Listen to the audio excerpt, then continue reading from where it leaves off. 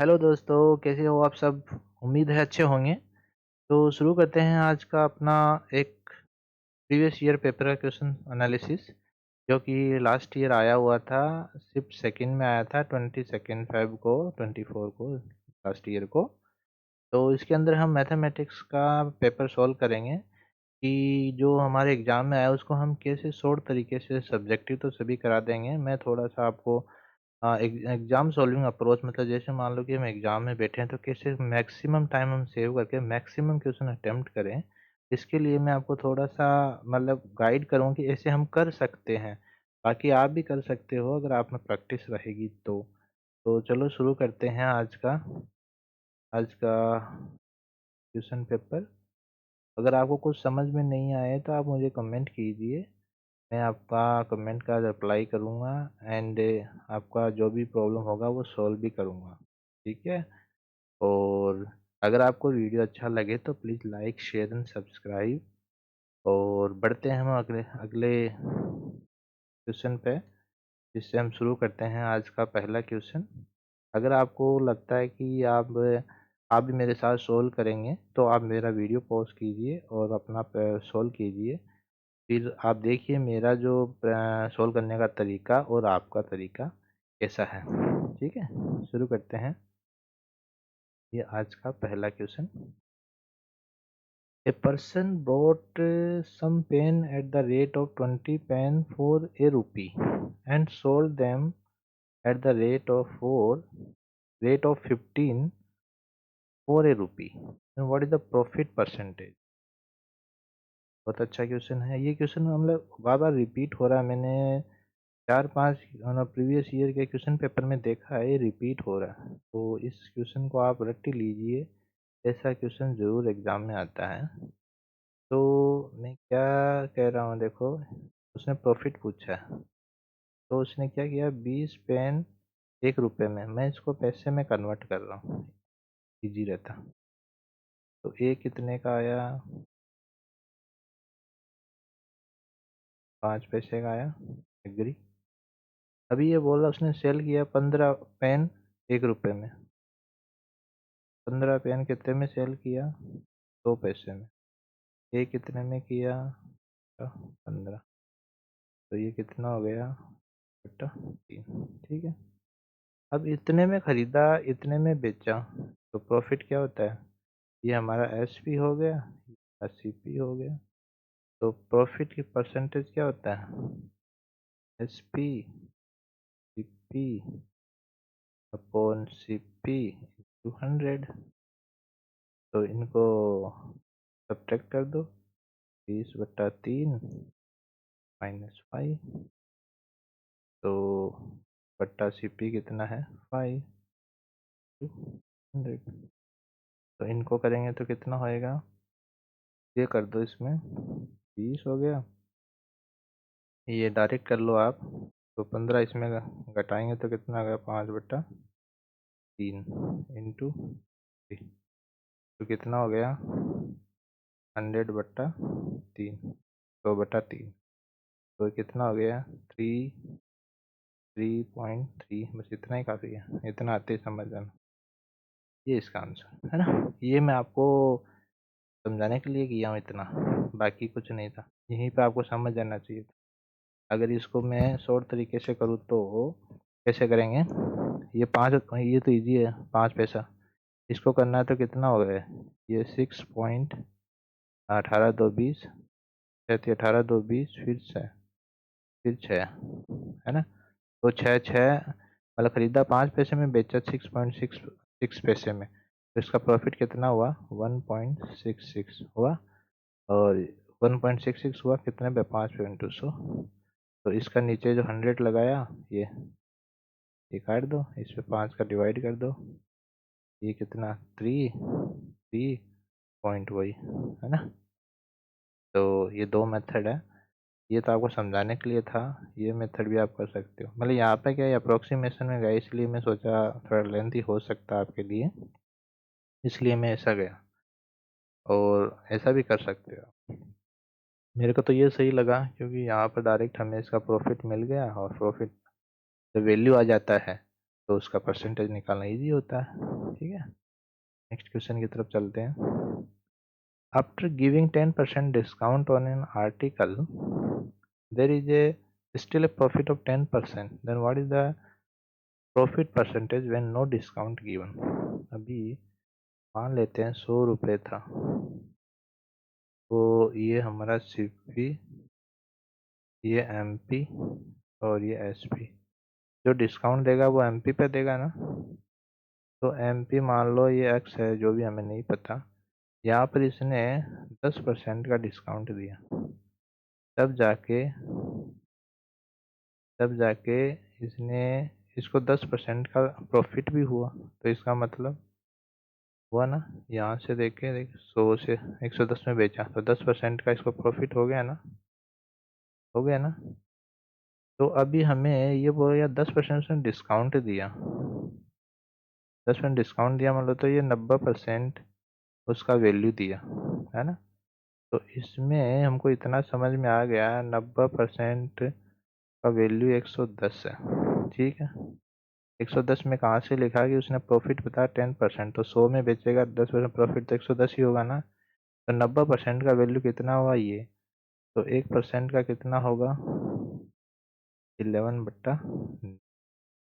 और 100 का कर दो इसको यहीं पे, तो ये 1100/9। ठीक है, अब ये बोला इसको वो नहीं चाहिए, डिस्काउंट नहीं देना, ये 100 है, 100% का वैल्यू। ठीक है, तो इसने क्या कहा है, इसको डिस्काउंट नहीं चाहिए, डिस्काउंट नहीं चाहिए, तो ठीक है। तो अभी इसको इतने रुपए में बेचना है, इतने रुपए में बेचना है, तो बेच दो। ये 100 में खरीदा था, इतने में बेचना है 1100/9 में। तो ये थोड़ा गलत हो गया, उल्टा कर दिया मैंने, 1 मिनट रुकिए। मतलब S P minus C P आएगा ना, S P minus C P. तो ये हमारा सी पी है 100, ये 100 सी पी हो गया, और ये एस पी हो गया विदाउट डिस्काउंट। ध्यान रखना इस चीज़ का, ये क्या है, विदाउट डिस्काउंट, है ना, विदाउट डिस्काउंट, है ना। तो अभी क्या हो गया, 100/9 माइनस, मतलब ये, तो ये हो गया। अभी ये बटा टीपी टू, मतलब वो कर दिया ना हमने परसेंटेज में ना। तो इसको सोल्व करेंगे, तो डायरेक्ट कर रहा हूँ मैं, ये गया 100/9 है ना, लगता है कुछ गलती कर रहे हैं हम। अच्छा 100 नहीं है, ये 1100 है, ये देखें यहाँ पे 1100/9 है ना, 1100। तो ये कितना हो गया, ये 1100 माइनस 900, 1100 माइनस 900 बता दो, 200/9 हो गया, है ना। 200/9 परसेंटेज इसको लॉस हो गया, सॉरी प्रॉफिट हो गया 200/9, है ना। तो ये परसेंटेज में, क्योंकि यहाँ पर हम ये देखो परसेंटेज में था ना 90% का वैल्यू, तो 100% का वैल्यू, तो ये यहाँ 100 रुपये हमने एज्यूम किया था। तो इसमें डिवाइड करेंगे तो कितना आ जाएगा, 9×2 = 18, 18 के बाद में फिर 2 बचे, फिर 9×2 = 18, तो मतलब 22 समथिंग। तो 22 समथिंग तो इसी में, ये इसका आगे करने की ज़रूरत नहीं है, करना चाहो तो कर लो। होप समझ में आया होगा, एक बार दोबारा रिपीट कर देता हूँ थोड़ा सा ये क्वेश्चन। देखो 100 रुपये हमने अज्यूम किया, एम आर पी, ये मार्क प्राइस हमें पता नहीं है, लेकिन उसने उसको 10% डिस्काउंट दिया, बोलता 90% दिया, 90% उसका वैल्यू था, लेकिन इसको 10% का प्रॉफिट हुआ। 100 पर 10% 110, तो ये 110 है, ये 90% का वैल्यू है, क्योंकि 10% डिस्काउंट दिया। अब इस 90% को वापस 100% बनाएंगे, 100% बनाया तो हमें मिला 1100/9, है ना, 100% बन गया। अभी ये बोला इसको डिस्काउंट नहीं देना, गलत आदमी, तो उसने डिस्काउंट नहीं दिया, तो उसी पे तो 100 से ये इतने रुपए में बेचा 100 से, तो इसका डिफरेंस किया तो 200/9 परसेंटेज, तो इसका इतना आ गया 2.22, है ना। नेक्स्ट क्वेश्चन, अब नेक्स्ट क्वेश्चन की तरफ, नेक्स्ट क्वेश्चन की तरफ।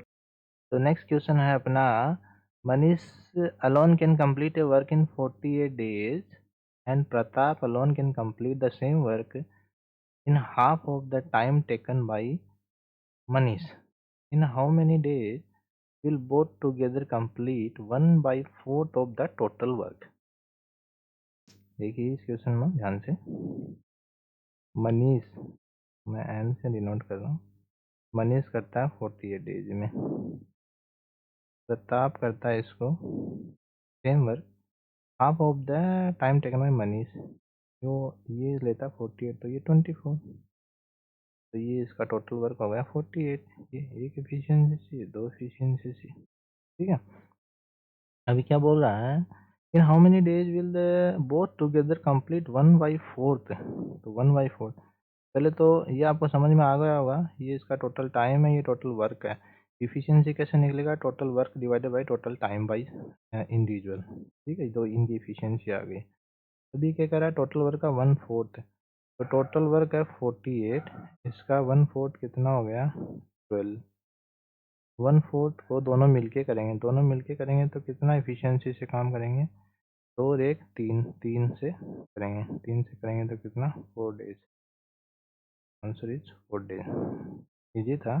नेक्स्ट क्वेश्चन, नेक्स्ट क्वेश्चन है the average marks obtained by SI S1 and S2 is 35 more than the average marks obtained by S2 and S3.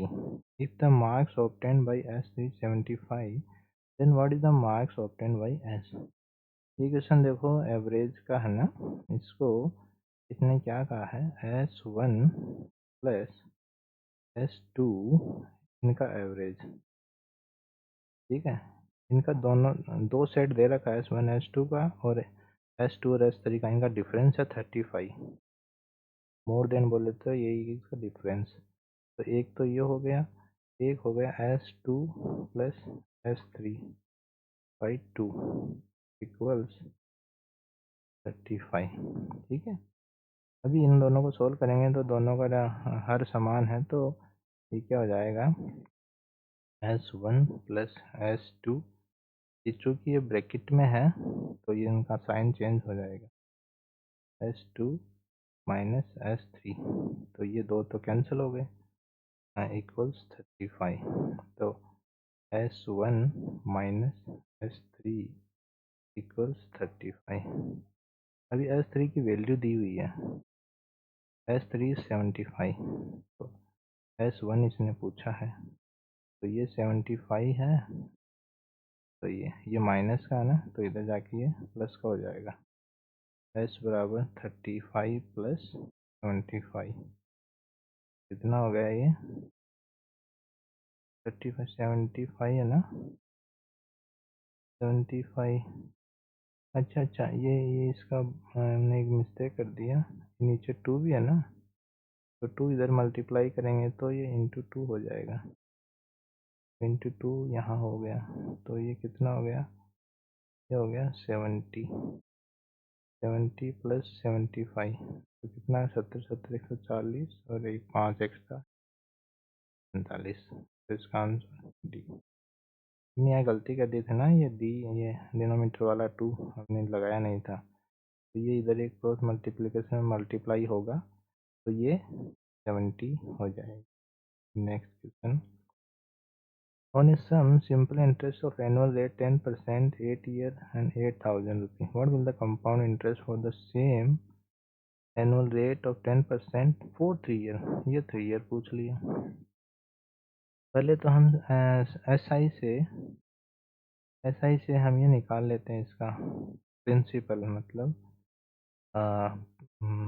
Amount निकाल लेते हैं, कितने अमाउंट पे इसको इतना इंटरेस्ट मिला, तो वो आपको पता है 100 इंटू ब्याज कितना है 8000 बट्टा 10%, सॉरी 10% ही रेट है, हाँ 8 ईयर, तो ये एक से गया, ये गया 100, तो कितना आ गया P इक्वल टू 10,000, आ गया 10,000, है ना।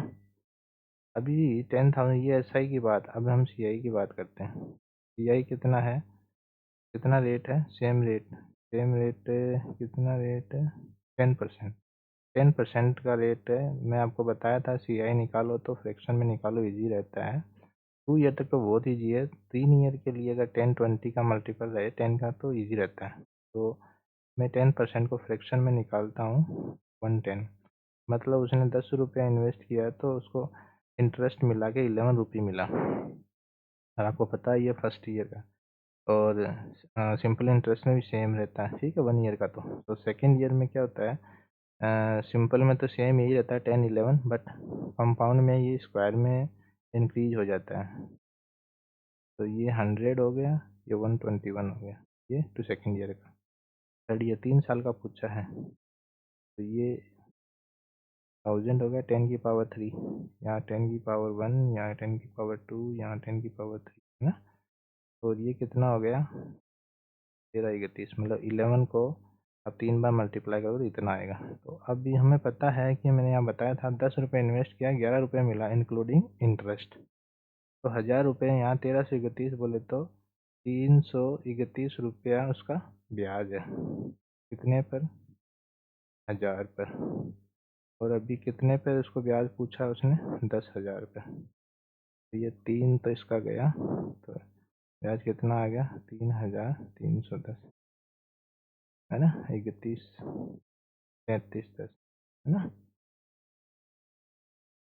ठीक है।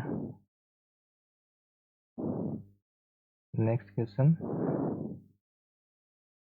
The average age of 14 student of A class is 17. If a new student 32 year join the class, then what will be the average of the 15 student? देखो ये क्वेश्चन मैंने काफ़ी प्रीवियस जो एग्ज़ाम है पेपर जो सोल्व करवाए उसमें भी आया था। तो इसका सब्जेक्टिव मेथड तो आपको सबको पता होगा, इनको मल्टीप्लाई करो फिर ये ऐड करो फिर दोबारा उसको 15 का डिवाइड करो, वो मत करो, छोड़ दो, उसमें काफ़ी टाइम लगता है। अभी आपको पता है कि 14 स्टूडेंट का 17 है, तो उसने एक 32 साल का एक स्टूडेंट और ऐड हो गया।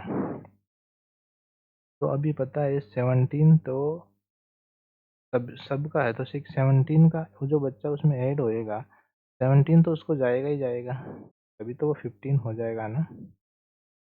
अगर उसमें मैं 17 और डाल दूँ तो 15 हो गया ना। तब तक उसका एवरेज 17 ही रहेगा 17 ऐड करने पर। लेकिन इसने क्या किया, 32 डाला, तो अभी कितना बच गया हमारे पास? 15 बच गया, 15 एक्स्ट्रा। अब ये 15 बच्चों में डिवाइड होगा, क्योंकि 17 तो एवरेज था ही सबका।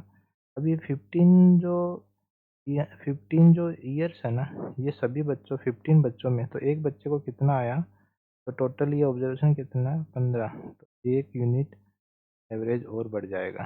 तो पहले 17 था, अभी 1 बढ़ गया तो कितना हो गया? Answer 50। The simple interest on a sum of 5 years is equals to 20% of the principal. In how many years interest will equals to the principal? अभी देखो ये क्या कह रहा है, 5 साल में, मतलब यहाँ से 20% ब्याज मिला इसको, कितने में? 5 साल में। तो ये इक्वल्स टू प्रिंसिपल, 5 साल में 20% मिलता है। अब ये बोल रहा इक्वल्स टू प्रिंसिपल, तो इसमें तो सोचने की बात नहीं है। जब 5 साल में 20% देता है तो 10 साल में फिर 5%, फिर 15 साल में फिर 20%, इसमें भी 20% में 5 साल बढ़ाना है, 5 साल में पता है 20, तो ऐसे करते करते करते ये कितना साल में करेगा उसका इक्वल? 25 साल में, क्योंकि 5 साल में 20% बढ़ता है, 10 साल में 40, 60, 15 हो गया, यहाँ 20, 80 हो गया, यहाँ 25 में 100। तो प्रिंसिपल हमने कितना माना था? 100, ठीक है, तो 25 साल इसका आंसर है। Next question, a person bought an article and sold it at a loss of 20%. If he had bought it for 30% less price and sold it for 125 more, then he would earn a profit of 50%. Then what is the cost price of article? ये question मैं बोल रहा हूँ आप लिख के ले लो, exam में पक्का आएगा। मैंने इसके बहुत से क्वेश्चन देखे हैं जो रिपीट हो रहे हैं, मतलब क्वेश्चन यही है, बस वैल्यू चेंज हो रही है।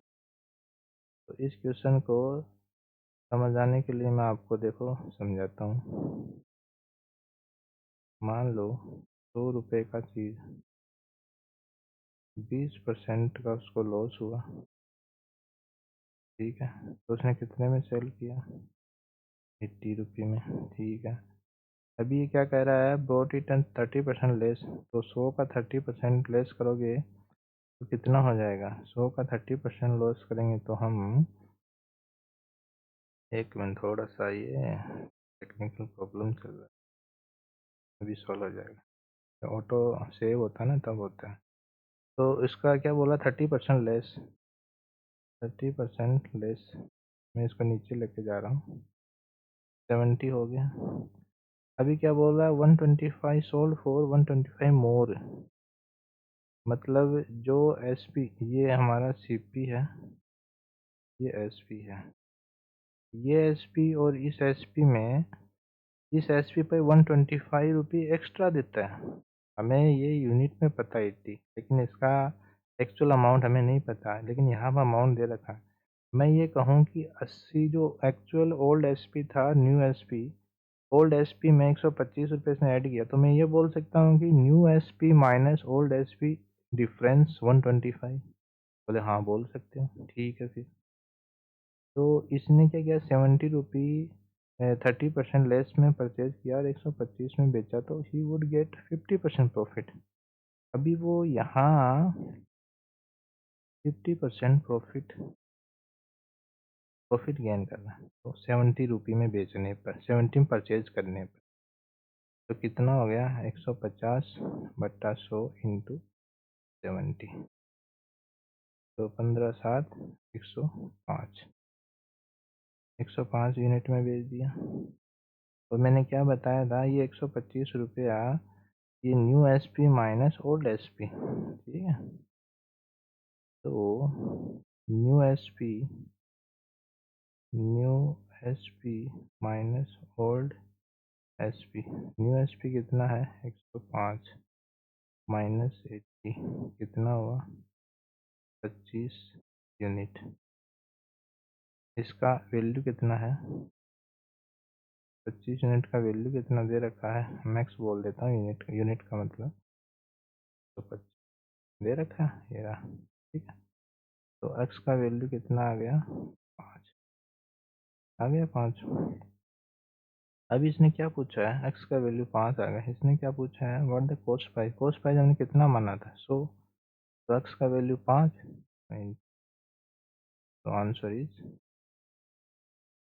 ये क्वेश्चन आप रट लो, एग्जाम में ज़रूर आएगा। एकदम सिंपल सा था, सीधा साधा सवाल था।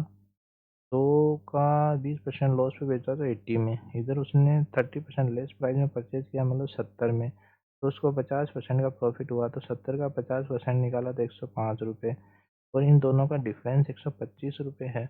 तो 125 का, इन दोनों का डिफरेंस 25x, इसका वैल्यू है 125, तो x का वैल्यू 5, तो टोटल 100 का वैल्यू 500, ठीक है। Next question. अभी वन लाइनर क्वेश्चन बहुत आते हैं, ये क्वेश्चन तो अभी मतलब स्पीड मेथड में आते हैं, स्पीड मैथ के नाम से जाने जाते हैं, जिसको पेन चलाने की भी नौबत ना आए, लेकिन फिर भी, जैसे 40% boys and the number of girls. अभी देखो, इसमें से सीधा सा बात है, मैं पेन नहीं चलाना चाहता, लेकिन आपको समझाने के लिए चला रहा हूँ। 40% बॉयज़, तो बाकी कितना बचा, 60, है ना। गर्ल्स कितना देखा, 54, तो 60% की वैल्यू 54 दे रखी है, 1% की निकाल लो, है ना। तो 54/60, तो मुझे टोटल स्टूडेंट, मुझे क्या चाहिए, बॉयज़ चाहिए। बॉयज़ कितना, 40, मैं 100 क्यों जाऊँ, टोटल स्ट्रेंथ पे क्यों जाऊँ, मुझे तो बॉयज़ ही चाहिए ना। तो मैं ये कर दिया, 9 6 54, 9 9 हम, आप सोच रहे हैं यहाँ पर 100 क्यों नहीं किया। 100 इसलिए नहीं किया कि मुझे 100 की ज़रूरत ही नहीं है, मुझे तो 40% यहाँ पूछा है इसने बॉयज़ है, तो मैं लड़के पूछे तो लड़कों का ही लिखूंगा ना। अगर मैं यहाँ पूछता कि total strength of the class, तब मैं यहाँ 100 लिखता, है ना। इसने क्या किया मालूम है, इधर 100 का 40% दिखा दिया एक तरफ और एक तरफ बता दिया इतनी लड़कियां, तो 40 तो लड़के हो गए तो 60% लड़कियां है ना, 60% का वैल्यू 54 है, बस खत्म। Next question, Y Z X Y Z. देखिए इस क्वेश्चन को करते समय ना पूरा पूरा ध्यान रखना है, कैसे रखना है मैं बताता हूँ।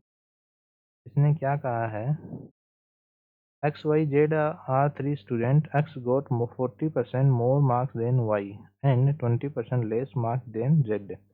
If Y got 480 marks then what are the marks of Z, है ना।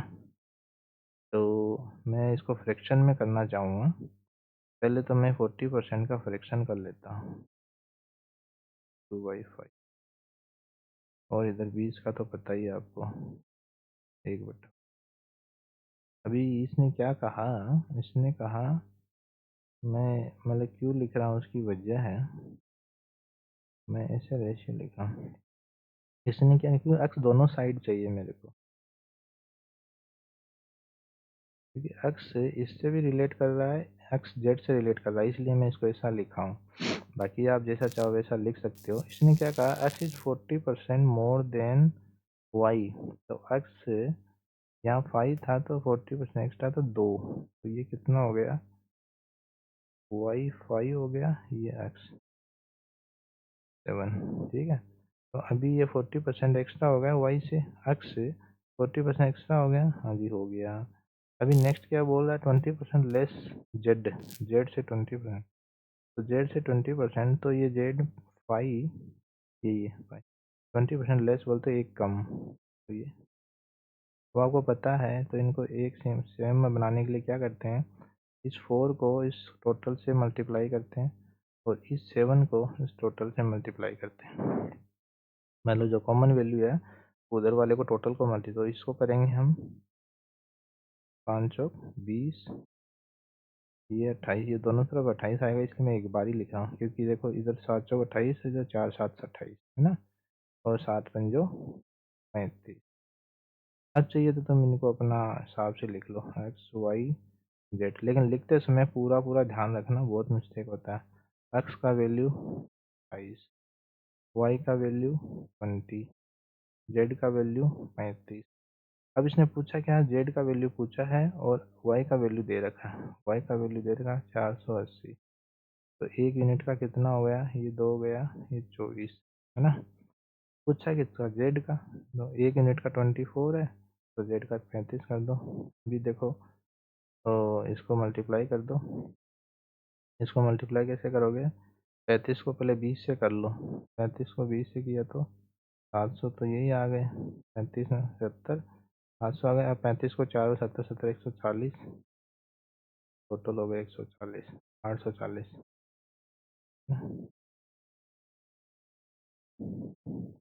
या वैसे कर लो अगर आपको डाउट हो तो, 35 को 24 से कर लो, 500 को 20, 12 14 इंटू 70, 04 840, है ना।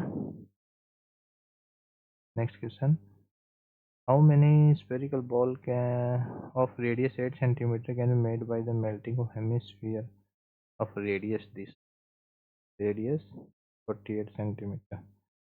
अभी हमें बता हेमिस्फीयर का, हेमिस्फीयर क्या होता है, उसका volume 2/3 into pi pi R cube, और इसका होता है फुल स्फेरिकल, ये 4/3 इंटू पाई आर क्यूब। ये आर अलग अलग है, ये 3 से 3 गया, ये इसे 2, है ना, पाई से पाई भी काट दो।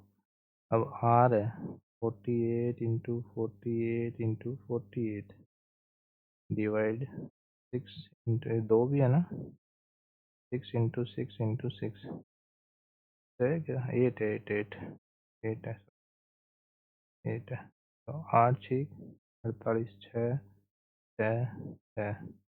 हमें पता है 6 का क्यूब कितना होता है, 216 होता है, लेकिन बट्टा में 2 भी है, तो कितना हो गया, 108, 108 बॉल्स हम कैन बना सकते हैं, ठीक है। अभी next question, the sum of the three numbers 123 If the ratio between first and second 3:4 and the between the second and third then find the second number। वही सेम जो हमने अभी किया था ना, अभी जो रेशियो हमने बनाया था, देखो इसमें कैसे बनाया था। इसमें हमने बनाया था रेशियो, फर्स्ट और सेकंड का रेशियो दे रखा है कितना 3:4 है ना, और सेकंड और थर्ड का रेशियो दे रखा कितना 3:5।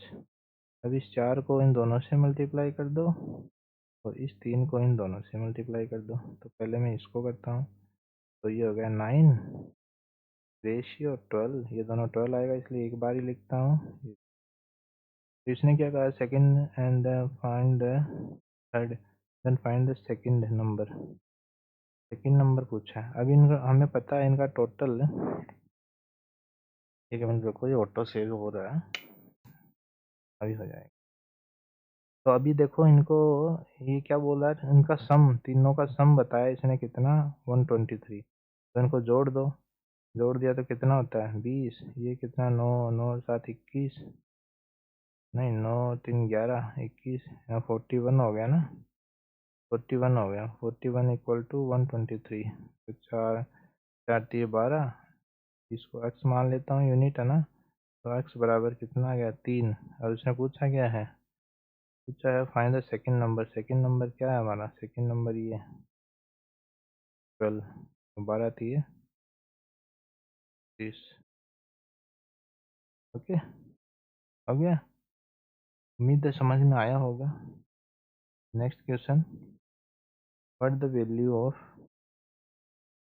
इसमें तो पेन नहीं चलेगा, मैं यही करूँगा चाहे आप कितना भी बुरा मानो। देखो 2, इसको मल्टीप्लाई किया 10 10 हो गया, लेकिन ये माइनस है, पहले इनको सोल्व करते हैं। ये 75 में से 10 गया 65, प्लस इधर इनको मल्टीप्लाई कर दो, 3 दूनी 6 4 3 12। तो इनको अब जोड़ो, 6 और 5 11, यूनिट प्लेस 1 है, 1 इसी में है ना, ये आंसर है। आगे क्यों जाना, बस यहीं पर ख़त्म करो ना इसको। What is the highest common factor, यार ये क्वेश्चन तो मत ही पूछो, इंसल्ट हो जाएगी। फिर भी चलो बता ही देता हूँ। क्या बताना है इसमें, इसमें एचसीएफ निकालना है आपको। तो इसमें 12 12 8 8 8 में 4 4 इसका आंसर है, क्या बताना। Next question find the M. हाँ ये क्वेश्चन थोड़ा सा एक छोटी सी बात बताने का है। अब इसमें बोला डिविजिबल बाई 9 है ना, तो 9 में क्या करेंगे, इनका सम जो भी आता है ना, वो सम 9 से डिवाइड होना चाहिए तभी वो होगा। तो जोड़ लो, 5 5 10, 8 2 10 20, 20 और 4 24, 24 एम। 9 का डिवाइड किससे होता है, 9 3 27, तो 27 में होता है। तो इसमें कितने जोड़ने, 3 जोड़ेंगे तो 27 हो जाएगा ना। बस मतलब सम उतना होना चाहिए जो जिस नंबर से डिवाइड हो। नेक्स्ट क्वेश्चन, हाँ ये क्वेश्चन थोड़ा सा, the list number which is exactly divisible by 27, 27 36 56 12 and 10। अभी देखो इसको आप करने लगोगे, इनका वो एलसीएम लोगे, डिवाइड करोगे, काफ़ी टाइम लग जाएगा।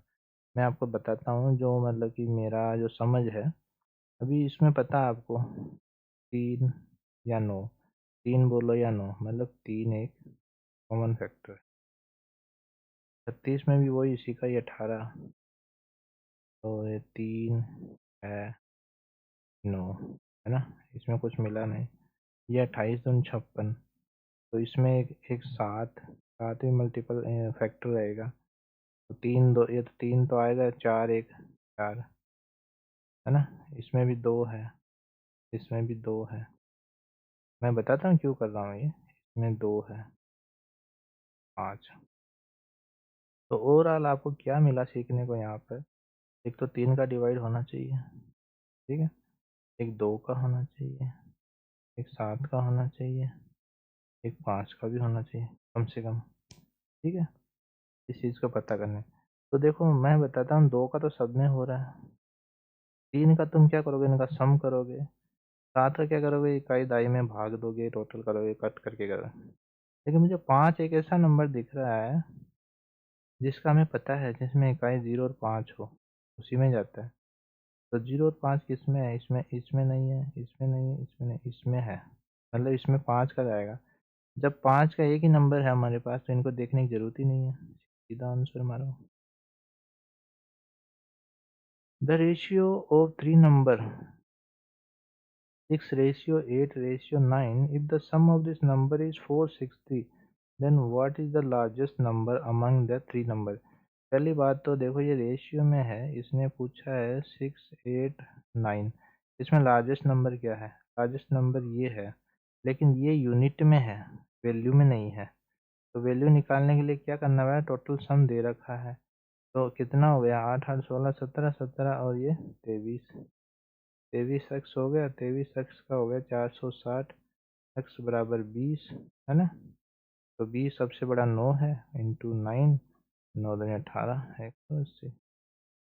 मतलब इनमें तो भाई 10 सेकेंड से ज़्यादा लगना ही नहीं चाहिए। ए boat travel A distance of 54 kilometre in uniform speed 50 kilometer at a uniform speed. If the speed is boat increased by 3 kilometer per hour, then it takes 3 hours less to cover the same distance. What is the original? अभी क्या किया इसने? इसने 54 kilometre मान लेते हैं x speed से cover किया, और फिर उसने स्पीड बढ़ाया सेम डिस्टेंस में एक्स प्लस 3। तो इसका डिफरेंस कितना? 3। या तो इसको इधर कर लो, फिर ये इधर आएगा। कैसे भी कर लो वैसे ही आएगा। उम्मीद है समझ में आया होगा। नहीं समझ में आया तो आप प्लीज़ मुझसे पूछिए, तो मुझे पता चलेगी आपको क्या समझ में नहीं आ रहा। तो ये हो गया। अभी आप इसको सोल्व करोगे, ये क्वाड्रेटिक इक्वेशन बनेगा, फिर इसका रूट निकालोगे, प्लस माइनस काफ़ी टाइम लग जाएगा। ऐसा नहीं करना हमको। हमें क्या करना है? वैल्यू ऑप्शन से उठा के रखो इसमें। अभी जैसे मैंने 3 रखा, इसमें 3 रखा, 3 रखने से कितना आया ये? 3 एकम 3, 2 8 18, 18 माइनस, मतलब डिफरेंस 3 आ जाएगा। 3 इसमें 6 9 18, 18 माइनस 9, 9 आ रहा, नहीं आ रहा। तो मतलब कि ये ज़्यादा गया, तो इसे थोड़ा सा ऊपर लेते हैं। थोड़ा सा ऊपर 6 है, 6 लेते हैं। 6 का इसमें डिवाइड करेंगे तो 9 6 54, माइनस इसमें 6 3 9 हो गया, 6 प्लस 3 9 हो गया ना, 9 6 54। तो इसमें डिफरेंस आ गया ना 3। तो इसका मतलब यही इसका आंसर। सोल्व करोगे और वो क्वाड्रेटिक इक्वेशन सोल्व करोगे बहुत टाइम लग जाएगा, इसलिए इसको आप यहीं पे ही स्मार्ट तरीके से ख़त्म करो।